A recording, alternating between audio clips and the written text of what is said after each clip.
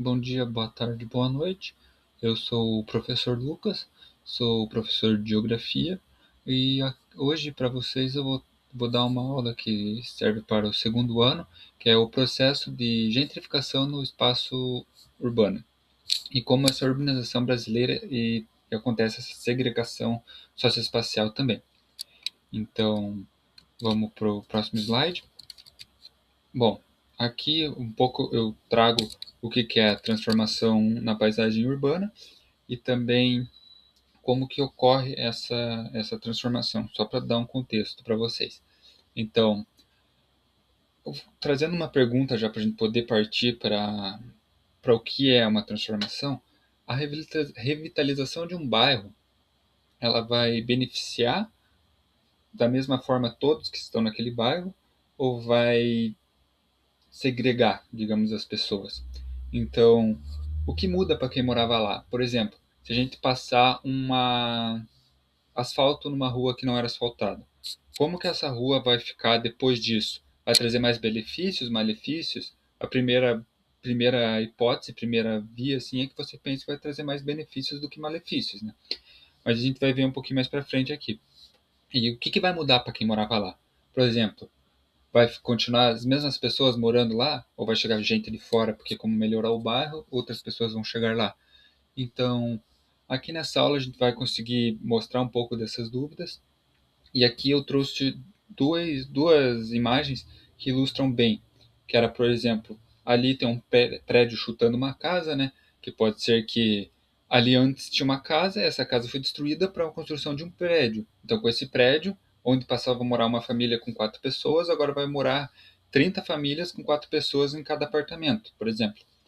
E ali na outra imagenzinha aqui na direita tem uma indústria antiga abandonada, que antes não servia para nada, só estava abandonado. Aí chegou um estúdio ali, arrumou as janelas, pegou e melhorou o lugar.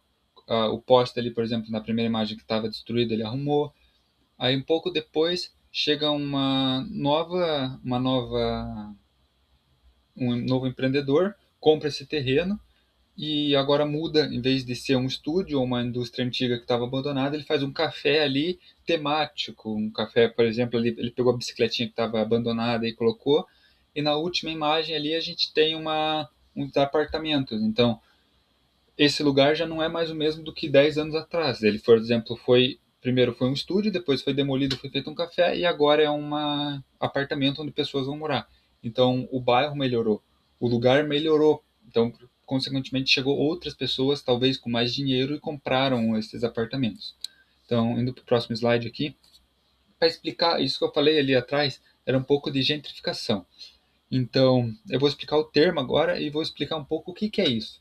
Então, ele surgiu na década de 60, né, com o termo gentry, que significa alta burguesia, e usava para descrever a licitação de bairros operários em Londres. Então, esses operários em Londres, o bairro deles estava sendo elitizado e eles estavam sendo jogados para a periferia.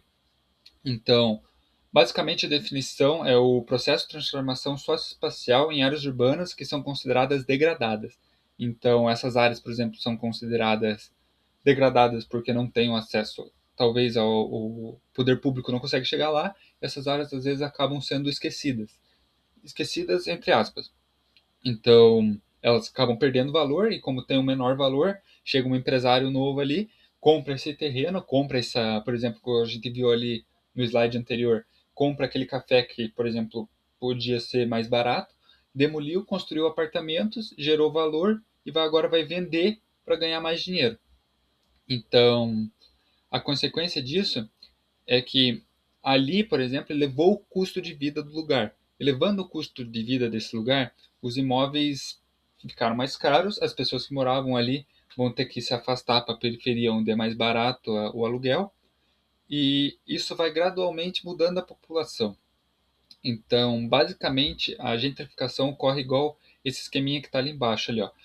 Chega um investimento, como com esse investimento melhora o local, melhorando o local vai ter uma valorização do metro quadrado, e esse metro quadrado vai aumentar o custo de vida. Isso quer dizer que com o aumento com a melhoria do local, vai aumentar um custo de vida e essas pessoas vão ser segregadas para a periferia. Então, essa população original vai para a periferia. Aqui na imagem tem um exemplo disso que ocorre aqui em Curitiba, que é na Travessa Nestor de Castro, que antigamente, até o começo desse ano, se eu não estou enganado, de 2026, ali era várias lojinhas. Tinha várias lojinhas do lado direito aqui da imagem, da primeira imagem. Então, essas lojinhas tinha salão de cabeleireiro, tinha um restaurante árabe, alguns barzinhos, tinha vários comércios ali. Então, esses comércios foram demolidos para a construção de um museu, que ainda está em construção.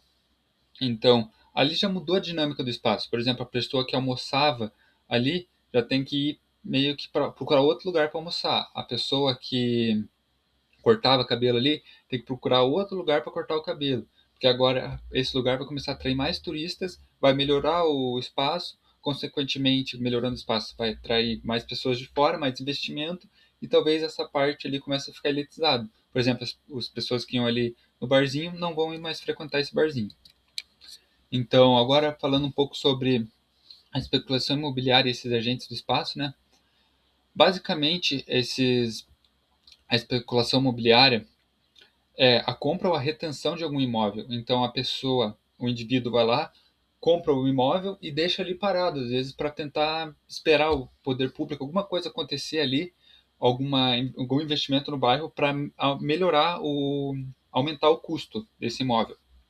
Então, ele aguarda a valorização futura e também o Estado entra nisso porque às vezes, até sem querer, até às vezes por tentar melhorar a qualidade de vida, acaba ocasionando isso. Por exemplo, como eu falei lá no começo, às vezes asfaltar uma rua que não era asfaltada. Às vezes a pessoa tem uma casa ali que ela deixou parada, passou o asfalto, já aumentou o valor porque agora tem asfalto, agora tem saneamento básico, agora passa esgoto, por exemplo. Então, isso acaba aumentando também o preço dos imóveis.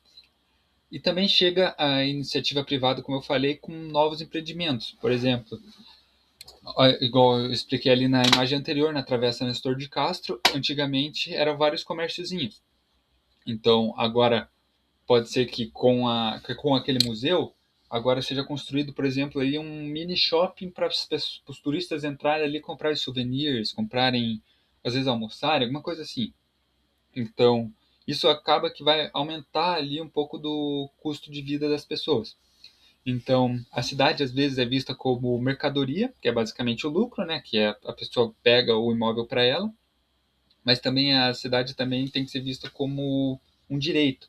Esse direito tem que ser o direito à moradia. Então, aqui embaixo aqui a gente tem uma charge que é basicamente uma mão invisível pegando essas pessoas e jogando elas para a periferia, onde tem menos, às vezes não tem menos oportunidades, tem menos saneamento básico, essas coisas assim. Então, lá para esse lado da imagem, como por exemplo a mão está jogando ali, é para onde vai ser mais barato para essas pessoas viverem. E às vezes, muitas dessas vezes, o custo de vida lá é muito pior. Então, agora aqui falando um pouco da diferença entre a revitalização urbana e contra a gentrificação, né? Então, cada um tem seu interesse, seu foco e seu resultado. Eu vou falar uma por uma aqui e vou explicar um pouco depois.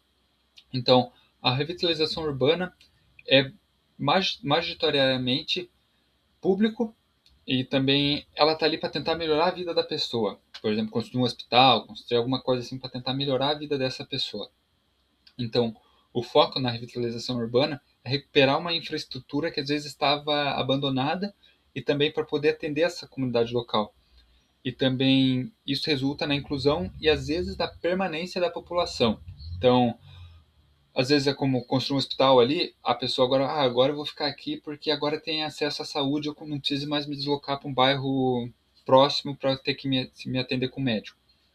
Mas às vezes a gentrificação também, majoritariamente, ela é predominantemente privada. Então, é uma pessoa de fora que compra uma pessoa compra essas casas e às vezes melhora o padrão de vida social ali e atrai novas pessoas. Um exemplo também que posso dar como a gente vai ver ali, é o Pelourinho em Salvador, é a Vila Madalena em São Paulo e aqui o Centro Histórico aqui em Curitiba mesmo.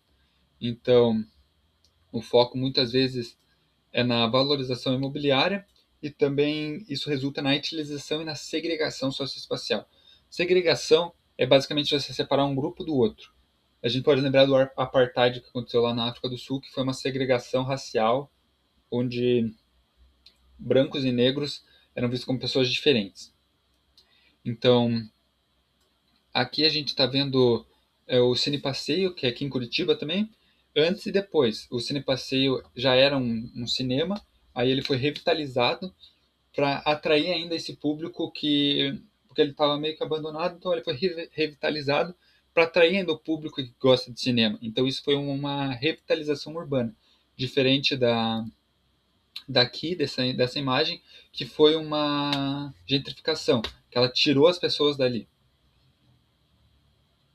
Então, aqui como atividade final, eu proponho que o aluno, em seu caderno, ele escreva um pequeno texto ali e respondesse aqui. Com a chegada de um novo empreendimento e moradores de maior renda em um bairro tradicional, que, que foi impulsionado a especulação imobiliária, ela pode levar ao deslocamento antigo de alguns moradores. Então, basicamente como que essa chegada desloca essas pessoas?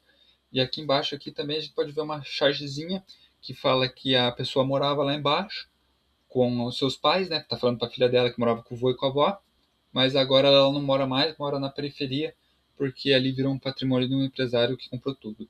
Então aqui a gente conseguiu ver um pouquinho o que é gentrificação. Espero que vocês tenham entendido e agradeço pela aula. Muito obrigado.